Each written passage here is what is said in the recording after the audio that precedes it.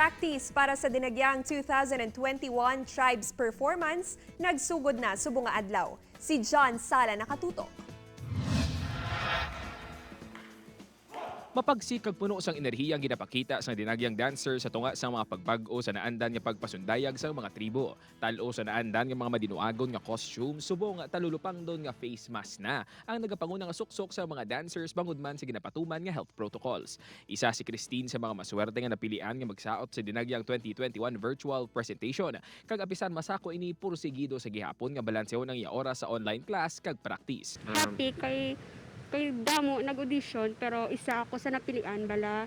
So lucky ko nga makasaot ko subong nga year biskan may pandemic.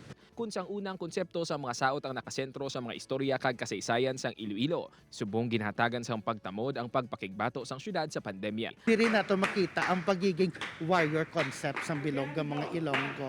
Not against or versus other tribes, but versus what we're facing the pandemic right now.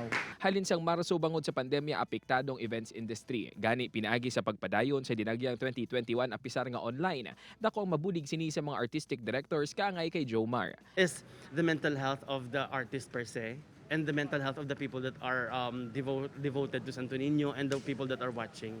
And let's move forward. Sa masobra isa kagatos ka nag-audition, 40 ka mga warriors kag pulo ka mga female dancers ang napilian nga magsaot sa dinagyang 2021 Festival Tribes Performance. Upood kay Cirilo Renduque, John Sala, Buana, Western Visayas.